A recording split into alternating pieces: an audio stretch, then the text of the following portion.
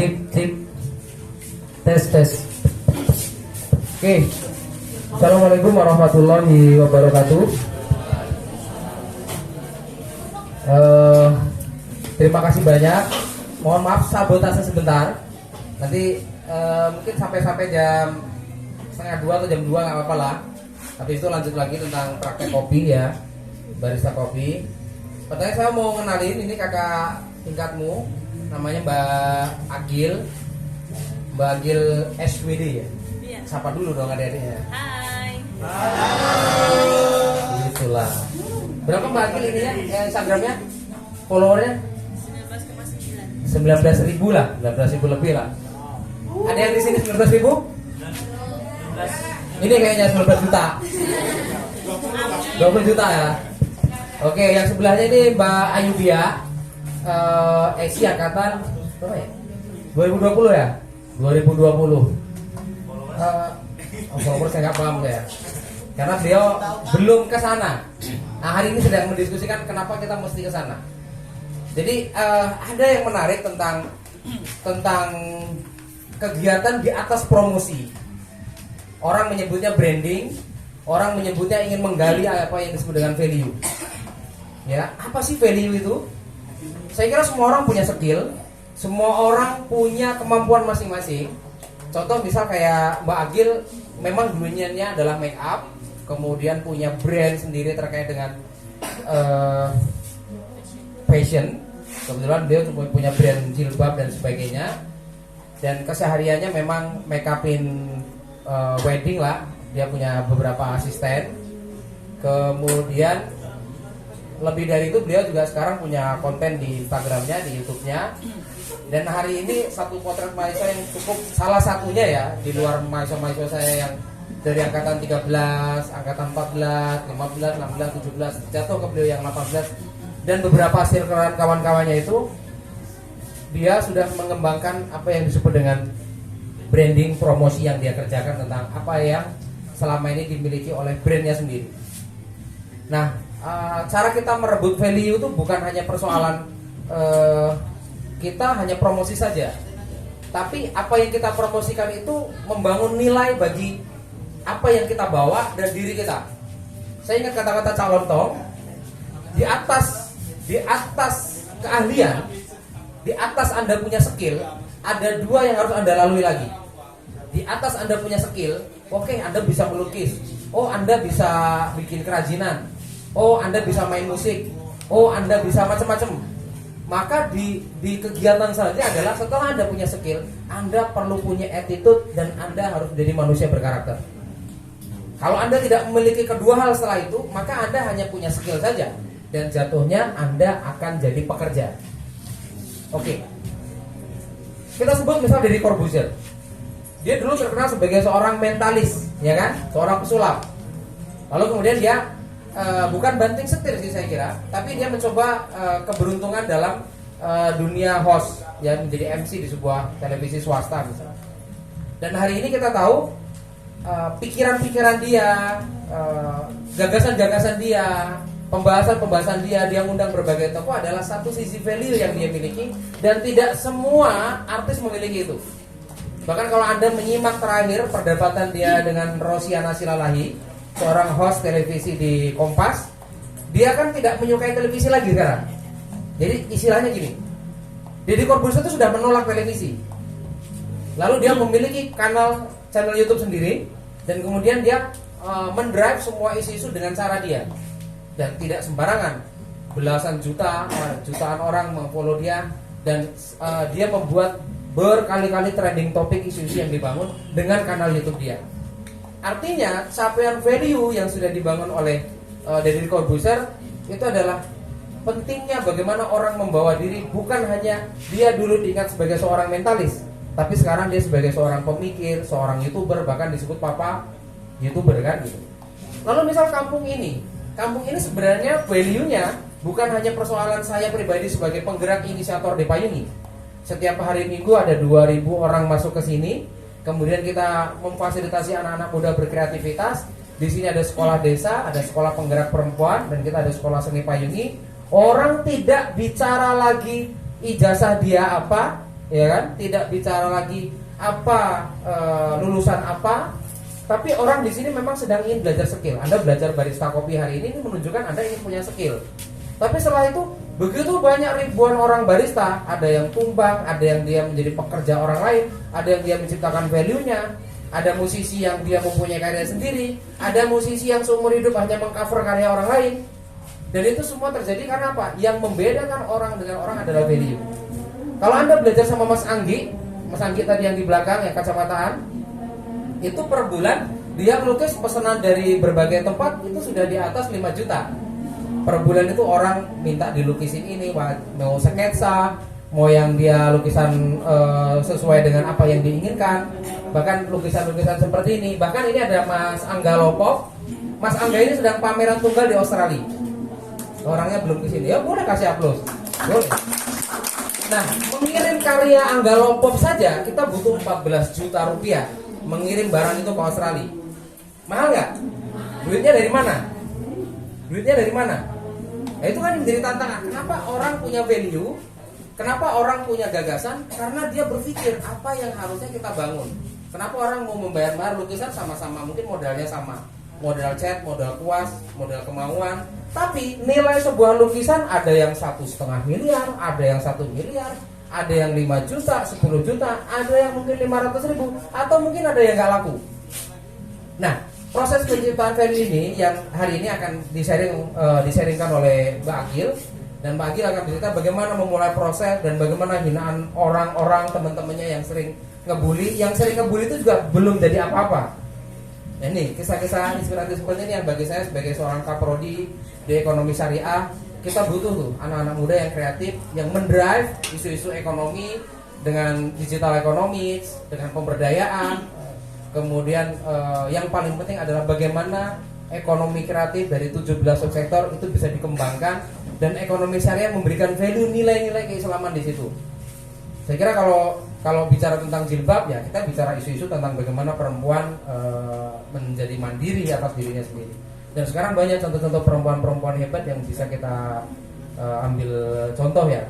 Dan saya berharap ini ada perempuan-perempuan hebat ya yang kelak bisa sharing, bisa kolaborasi. Dan tadi Mbak Agil bicara gini, gimana Pak kalau kita bikin workshop make up atau sekolah make up untuk diajarin ke adik-adik tingkat. Ya saya kira kalau Anda setuju ya monggo. Kalau enggak juga kamu kan malah rugi karena ngajarin ilmu mereka. Tapi enggak, selama kamu mengajari hal baik, maka kebaikan akan datang kepadamu juga. Itu saja yang bisa saya sampaikan untuk memulai diskusi santai ini. Silakan Mbak Agil, Mbak Ayu santai aja di sini ya. Di sana masih ada Mas Anggi, Mas Ibe, temenin Mbak Agil ya.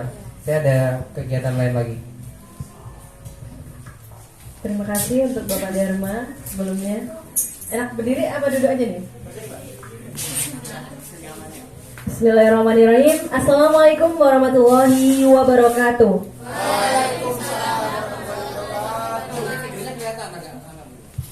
Kayaknya lemes banget deh.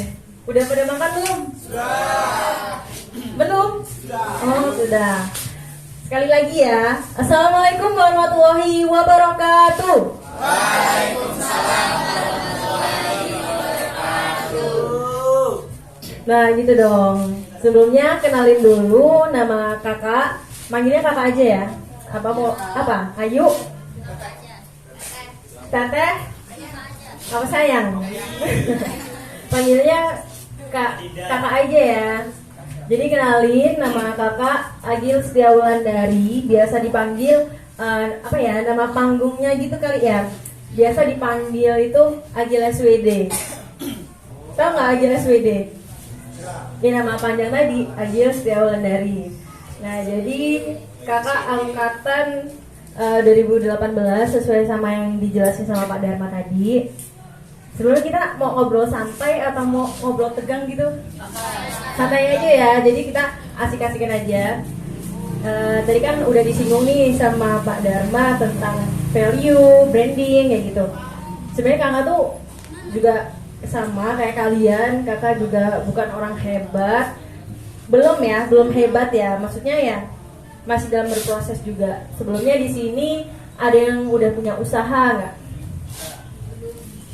Acungan tangan yang udah punya apa, jualan apa gitu. Yang mana? Boleh angkat tangan? Kayaknya pada asik main HP sendiri gak sih? Iya, jarang banget loh kita bakalan kumpul kayak gini dan apa ya, bisa bincang-bincang bareng gitu ya. Kalau ada event kayak gini tuh jangan jadiin apa ya, acara kayak gini tuh kalau bisa kalian jadiin momen yang benar-benar berkesan, bisa menjadi kisah inspiratif buat kalian semua. Nah, di sini udah ada yang usaha belum di sini? Satu pun? Angkat tangan ya? Siapa? Siapa namanya? Nova. Nova usahanya apa, Dek?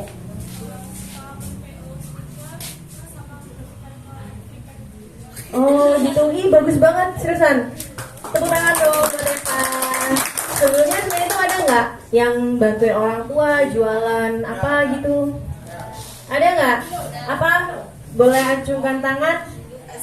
Jangan malu. Kita di sini santai aja, jadi ngomongnya apa ya, nggak usah tegang, relax. Ada lagi yang punya usaha? Ada nggak? Apa deh? Hah? Dagang. Apa? Tuh, itu salah satu sih di umur kalian tuh ya dulu.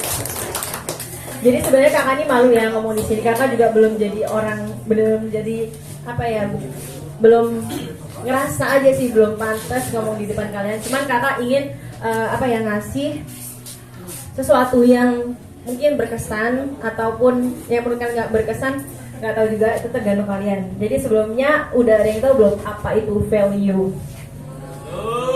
Belum? Kayaknya ngantuk deh. Kayaknya agak maju lagi deh. Yuk maju lagi biar lebih rapat. Ya maju lagi. Sabar, cuma bentar aja kok. Lebih maju lagi deh, maju lagi. Ya biar asik aja. Kayaknya pada ngantuk deh.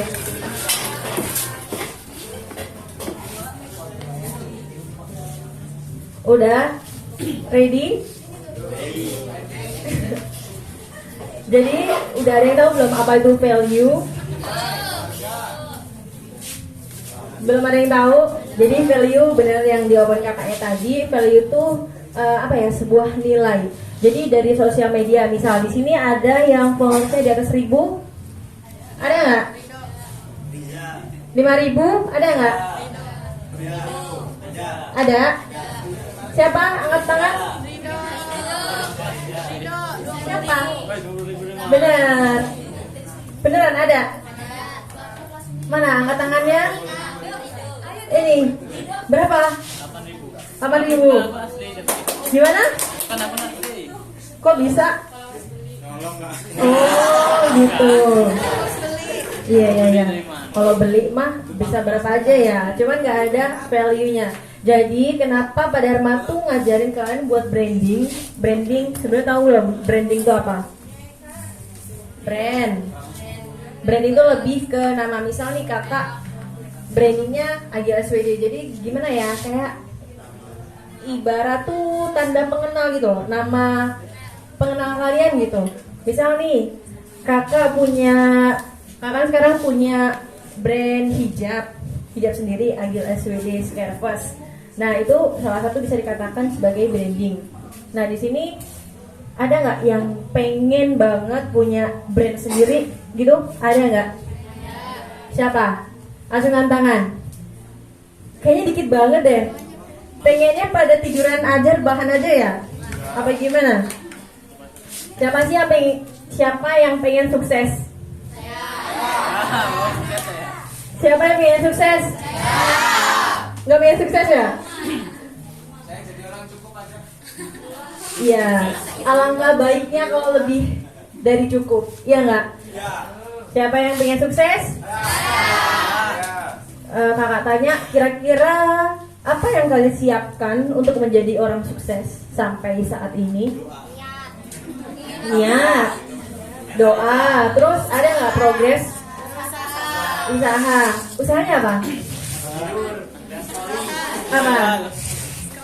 Bahkan sekarang di era digital ini kalian bisa loh cari uang cuma lewat HP dan sambil rebahan aja. Tahu nggak? Kalian bisa cari duit lewat HP. kalian sekarang kan di era digital ini kita bisa jual beli online ya. Misal kita nggak punya modal, kita nggak punya, ibarat kita nggak punya barang yang harus di stok gitu, kita tuh bisa loh kayak open order, terus ibarat PO, jadi ada barang ada uang gitu. Jadi kalian tahu nggak sistem dropship di Shopee? Tahu nggak? Di sini ada yang nggak tahu Shopee? Tahu semua nggak? Jadi itu tuh dropship tuh kan kayak kita jualin barang orang dan orang tersebut yang ngirim ke konsumen kita gitu. Jadi itu bisa juga sih jadi ladang pencarian buat kalian. Bingung kakak mau ngomong apa, kalian kayaknya flat banget mukanya gitu. Ngantuk ya? Mau ngopi dulu apa? Jadi tadi kan Pak Dharma bilang harus punya value. Kenapa kita harus punya value? Jadi misalnya nih di suatu Instagram kita ya, Instagram kita tuh harus ada value-nya. Siapa yang udah ngerasa di Instagramnya udah ada value-nya? Udah ada yang tahu? Jadi gini, misal nih kakak di Instagram itu suka share tutorial make up, tutorial jilbab gitu. Jadi ya ada nilainya gitu loh, kayak ada manfaatnya, ada feedbacknya buat orang lain juga. Jadi kita bisa buat suatu produk kalau orang tersebut tuh dapetin, misalnya kamu nge-follow selebgram ya, terus selebgram itu suka bikin tutorial jilbab, suka bikin tutorial make up, itu kan pasti bagus nih, bisa diikutin. Terus kan ada manfaatnya ya. Nah makanya dari situ gimana ya cara kita itu meningkatkan value di diri kita dulu. Nah kalau di diri kita udah terdapat value-nya tersebut, kita bisa share ke orang lain. Nah di sini ada nggak yang suka bikin video-video gitu? Ada nggak? Ada nggak? Apa video OOTD atau video, tau kan OOTD? Ya, jadi gini adik-adik, panggilnya adek aja ya. Jadi gini, nggak semua hal-hal yang kayak gitu tuh bisa dilakuin sama perempuan aja, tapi laki-laki juga bisa. Buktinya banyak youtuber, artis-artis itu yang dia laki-laki juga tapi kayak buat video-video OTD gitu, tahu kan? Jadi apa ya, selain kalian cuma posting doang, kalian tuh bisa dapetin hasil dari kalian buat konten itu sendiri. Masuk ya di sini? Jadi tuh apa ya, di zaman era digital ini tuh kalau bisa kita tuh berpenghasilan. Udah berpenghasilan belum di sini? Berarti emang masih minta orang tua ya? Iya nggak? Terus kalau enggak, berarti dapat duitnya dari mana? Kerja, udah ada yang kerja? Kan tadi kakak tanya, udah ada yang kerja? Udah ada yang punya usaha sendiri? Jujur, ada yang kerja di sini? Siapa? Acungan tangan. Kerja di mana? Kalau pulang aja dia kan jauh rantau, jadi pas libur baru kerja. Oh, apa dia? Bantu jualan gitu, serba makan. Oh gitu, itu bisa jadi. Tepuk tangan dulu dong. Dek, bahkan sekarang kan tahu nggak sih yang lagi viral tuh di Instagram, di TikTok, bahkan orang yang jualan mie rebus, dia omsetnya sehari tuh bisa 1 juta sampai 5 juta. Tahu nggak? Itu sehari loh. Misal sehari 1 juta aja. Kalau 30 hari berapa juta? 30 juta. Siapa yang mau ngasih 30 juta coba? Itu modal mie loh, mie instan. Jadi menurut kakak ya, pekerjaan apapun itu nggak usah malu, karena selagi itu halal ya jalanin aja. Tahu nggak yang jual es teh? Tahu nggak? Itu aja kalau dia udah outletnya banyak, ya bakal omsetnya juga gede, iya nggak? Kalian jualan gorengan aja, kalau kalian udah punya stand banyak, ya omsetnya juga bakal banyak gitu. Iya nggak? Jadi itu nggak menentu loh, kalian jualan apapun itu selagi itu halal, nggak akan salah. Dan kalau kalian mau apa ya, lebih dikenal orang itu, kalian harus tampil lebih beda. Misal nih kalian jualan gorengan ya, gorengan itu mungkin dari packagingnya atau kemasannya itu kalian lebih beda. Biasanya kalau beli gorengan wadahnya apa? Plastik. Nah, plastik ya. Misal nih kalian mau jualan gorengan, wadahnya dari, bukan kardus, jangan styrofoam, nggak cinta bumi ya. Ini loh dek, apa sih namanya? kotak yang dari bambu, tau nggak? Apa sih namanya itu? Besek. Nah, kayak rajutan gitu ya. Nah, itu bisa jadi apa ya? Bikin brand kalian itu jadi lebih unik loh. Kita dikenal orang itu karena keanehan kita. Iya nggak? Benar. Kalau kita kayak nyeleneh, aneh gitu tuh malah bakal diingat loh. Itu tuh beli gorengan, packagingnya beda loh gitu. Orang bakal kayak penasaran gitu. Itu salah satu contoh aja sih ide-ide kreatif yang mungkin apa ya orang tuh sepelein gitu. Apalagi kalian nih masih muda-muda, terus jangan mikirin pacaran terus lah, ibaratnya gitu ya. Kalian punya pacar nggak apa-apa, bener. Kalian punya pacar nggak apa-apa, kalian punya pacar nggak apa-apa, tapi juga harus apa ya seimbang sih menurut kakak. Kakak juga punya pacar, cuman gini apa namanya lebih pentingin apa ya diri kalian dulu deh. Masa depan kalian tuh kira-kira ke depannya gimana?